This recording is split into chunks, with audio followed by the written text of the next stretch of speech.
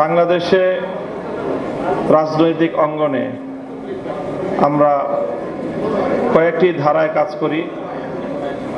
আমরা বেশ কিছু দল এবং সংগঠন রয়েছে যারা বাংলাদেশে ইসলামী রাজনীতির চর্চা করি এবং ইসলামী একটি রাষ্ট্র প্রতিষ্ঠার জন্য আন্দোলন করি একটা আদর্শিক জায়গা থেকে। ঠিক আমাদের মতোই আদর্শিক জায়গা থেকে আরেকটি পক্ষ বাংলাদেশে রাজনীতি করে, যেটা বামপন্থী রাজনীতি। তারাও অনেক কিছু অত্যন্ত সৎ এবং ভালো কিছু কর্মসূচি নিয়ে বামপন্থী দলগুলো রাজনীতি করে। ইসলামপন্থী এবং বামপন্থী রাজনীতিতে অধিকাংশ সময় দুই মেরুতে অবস্থান করে থাকে।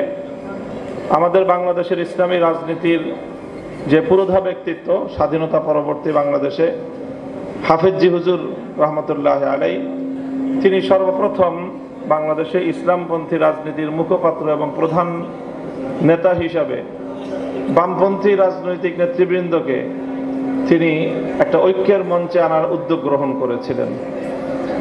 এখন বাংলাদেশে ঠিক মাঝামাঝি আরো বেশ কয়েকটি রাজনৈতিক দল গড়ে উঠেছে।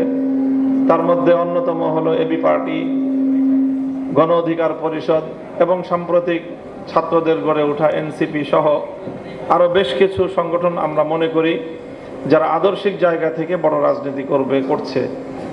তারা এই বাংলাদেশের জনগণের মধ্যে রাজনৈতিক অঙ্গনে একটি সেতু বন্ধনের গুরুত্বপূর্ণ ভূমিকা পালন করতে পারে। আমরা যদি এভাবে রাজনীতি করি এবং বাংলাদেশে অতীতে যারা ক্ষমতায় থেকেছে এবং দেশ পরিচালনা করেছে, তার মধ্যে জাতীয়তাবাদী দল বিএনপি রয়েছে। এই বিএনপি সহ বাংলাদেশে আমরা সকল রাজনৈতিক পক্ষগুলো আগামী দিনে কিভাবে ঐক্যমতের একটা জায়গা তৈরি করতে পারি। ফ্যাসিবাদী শেখ হাসিনার যে রাজনৈতিক প্রধান দর্শন ছিল যে বাংলাদেশকে বিভক্ত করা এবং বাংলাদেশকে বিভক্ত করে দেশের মানুষের মধ্যে এমন একটা সংঘাত তৈরি করা যাতে দেশটা কখনোই শান্ত হতে না পারে, ডিভাইড অ্যান্ড রুলের যে পলিসি সে অনুসরণ করেছিল, ফ্যাসিবাদের সাথে সাথে তার এই নীতি যেন বাংলাদেশ থেকে চিরতরে উৎখাত হয়।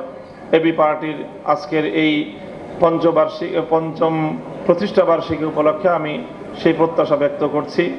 আজকে আমাদের সাথে এখানে অনলাইনে যুক্ত আছেন যুক্তরাজ্য থেকে জাতীয়তাবাদী দলের প্রধান কাণ্ডারি ভারপ্রাপ্ত চেয়ারম্যান